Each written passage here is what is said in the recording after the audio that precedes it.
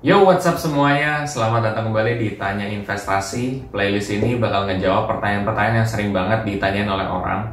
Nah, kali ini gue ingin menjawab beberapa sih pertanyaan orang juga soal apakah reksadana itu bisa dirubah top holdingsnya sama si manajer investasi. Nah, oke.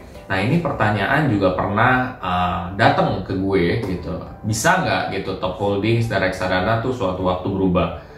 Sepengalaman gue dan setahu gue itu bisa terjadi ya, terutama di reksadana yang non indeks ya.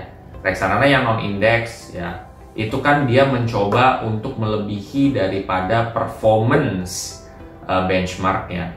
Nah, benchmarknya itu beda-beda. Kalau misalkan saham ada IHSG, obligasi beda sendiri ya, ada satuannya juga, entah itu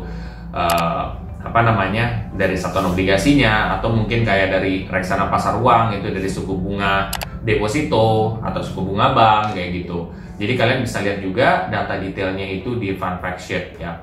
Nah, intinya bisa berubah suatu waktu.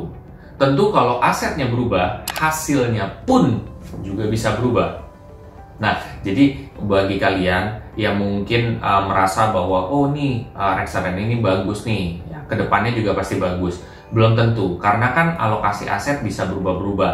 Nah, setiap dia merubah alokasi aset tersebut, tentunya resikonya juga bertambah dan potensi keuntungannya juga ada kemungkinan untuk bertambah. Nah, itu untuk reksadana non-indeks. Kalau reksadana indeks, setahu gua itu tidak banyak melakukan perubahan. Nah, kalau ada pun perubahan itu kayak porsinya aja sih setahu gue.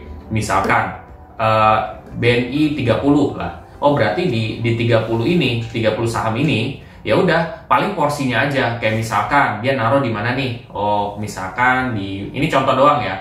Ini misalkan BCA. Oh, BCA tadinya berapa puluh ribu lot. Jadi sekarang lebih kurang nih, dari 30.000 lot jadi 20.000 lot ya. Dari 20.000 lot bisa aja dari 25.000 lot gitu. Jadi porsinya itu bisa ditambah dan dikurang. Nah, mungkin tetap sama tetap komposisinya tetap masih sama, tapi bisa jadi lotnya itu berubah. Nah, kalau lotnya itu berubah, otomatis kan hasilnya juga bisa berubah, guys gitu. Jadi apakah itu bisa dirubah atau enggak? Setahu gue itu bisa, tapi proporsinya lebih ke sana gitu ya. Lebih ke proporsi gitu. Intinya bisa, dan suatu saat kinerja suatu reksadana pun bisa berubah sewaktu-waktu, entah itu reksadana pasar uang, reksadana pendapatan tetap atau obligasi, reksadana saham itu bisa berubah sewaktu-waktu.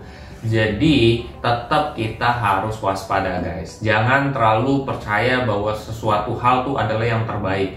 Ya, taruh aja di beberapa investasi atau mungkin di beberapa reksadana yang beda manajer investasi, supaya kalian juga bisa mendapatkan hasil yang lebih maksimal ya, dengan resiko yang terjaga. Itu yang paling penting sebenarnya.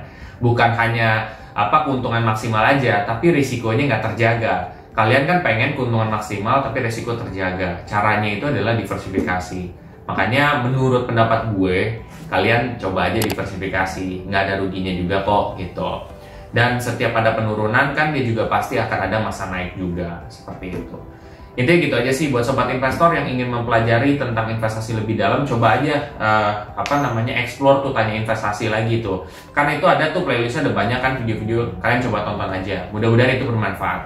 Kalau kalian merasa video ini sangat bermanfaat, please share aja ke sobat investor yang lain, dan jangan lupa untuk subscribe, like, dan komen di video gue. Sampai jumpa di video gue selanjutnya. Terima kasih.